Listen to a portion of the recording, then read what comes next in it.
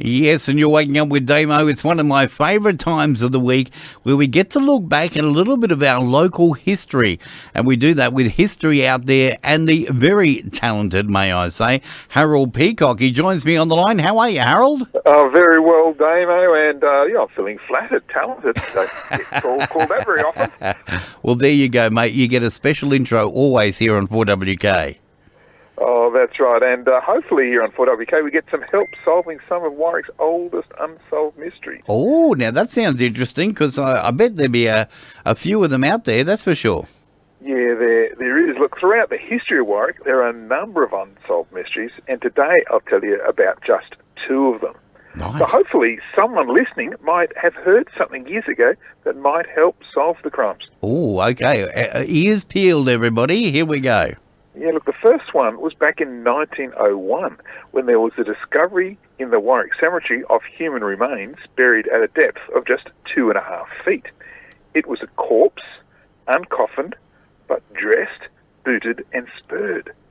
There was no record of its lawful burial. The body had been buried in line with the other graves on each side, and the boots were English-made. That's the only clues they had. It was a brilliant crime because who would ever think to look for a murdered body in a graveyard? Yeah, anyway, the Irishman Jimmy Byrne, he lived close to the Warwick Cemetery and for over 30 years was the gravedigger. Now, Jimmy discovered the unidentified remains, and what he found, he simply buried at the bottom of the grave he was digging anyway. Now, his son was Sub-Inspector Roddy Byrne with the Queensland Mounted Police. He was in charge of the Mitchell Police Station and served right across Queensland, including Dalby and Toowoomba, and was involved in the arrest of the bushrangers, the Kennett brothers. But even Roddy couldn't solve his father's mystery. The identity of the body and how it came to be there remains a mystery to this day. So if anyone's heard anything, please let us know. All right, that's case number one. Yeah, and then in 1912, it's a little bit more high profile because there's a tragedy in which Miss Dorothy, or Margaret Dorothy Zillman, lost her life at Rosenthal just outside of Warwick. The 36-year-old single lady came from a family in Nunda on the north side of Brisbane. She was poisoned by eating chocolates laced with strychnine. Now, for weeks, the Warwick police had no clues. It appeared to become a greater mystery as every week passed. The general impression in Warwick at the time was that the crime would simply be added to the list of unsolved mysteries that was growing in the district. Now, at first, detectives sought a woman, then a man. They were going back and forth. It seemed the probabilities of conviction or even an arrest were always small and seemed to be growing smaller by the day. Now, and Albert Burgess, he testified at the magistrate's inquiry. He was actually engaged to Miss Zillman just 4 months earlier. The Burgess family were influential in the district. At the time, there was a Burgess on the Warwick Council, and a Burgess was elected chairman of the Rosenthal Shire Council. Now, the strychnine was strangely thought to have come from Constable Thomas Adams, a Boer War veteran, who had taken strychnine to the house where Miss Zillman met her fate. Now, while the constable was inside, Albert Burgess's sister, a Miss Burgess, was hanging around his car where the strychnine was, and she was chatting to her brothers. Eventually, a Robert Burgess was arrested and charged with willful murder. He appeared in the Warwick Police Court and was committed to stand trial at the Supreme Court at Toowoomba. But the evidence, Damo, was flimsy at best. It was based on handwriting on the paper that was wrapped around the box of chocolates. But the handwriting apparently didn't look anything like the sample provided by the accused. So just days before the trial was set to begin, the charges were dropped, and no one has ever been brought to justice for the murder that made headlines around Australia.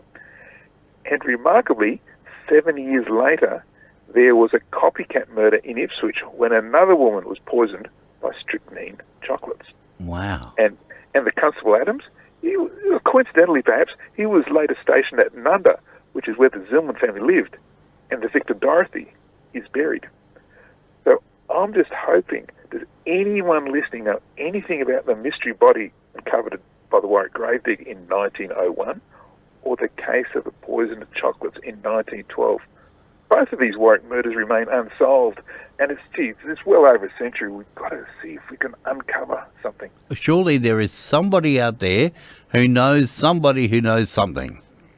That's right. Grandpa, Grandma might have said something. It might just be something that, with the benefits of media now, and data matching, we can uncover something. We can put some intelligence together to solve the crime. Well, let's hope so. We'll keep our fingers crossed. Now, if people do want to contact you in case they've got any leads, what's the best way to do it? Yeah, look through all the socials. You can look for History Out There, or go to my website, historyouthere.com. Contact forms there. In fact, all these Warwick and Toowoomba and Darling Down stories are there for them. Historyouthere.com. So we can all have a read back in case we missed anything. Yes, that's right. And hopefully that'll prompt some thinking that will help solve the crimes. Oh, I'll look forward to that. It'd be great to find a lead, wouldn't it? Oh, look, it would be fantastic. And especially if it's a location where, look, I can come out and research. And as you know, I do a bit of metal detecting. So if we can uncover anything connected to maybe any of the victims or any of the accused, that could help just flesh out some more of the stories. Oh, you're like the Miss Marple of history. You know that, don't you? Well, I don't know about the miss part, but we'll go with the Marple. Or should I say the Hercule Poirot? Lot more styles. That's our style, isn't it? That's it, exactly.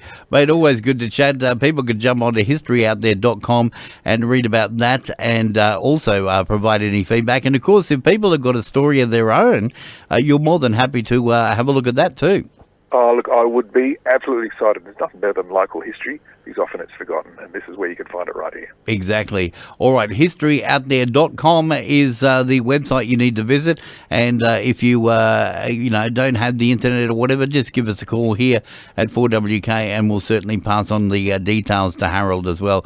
Mate, always good to catch up, and we'll look forward to doing it again next week.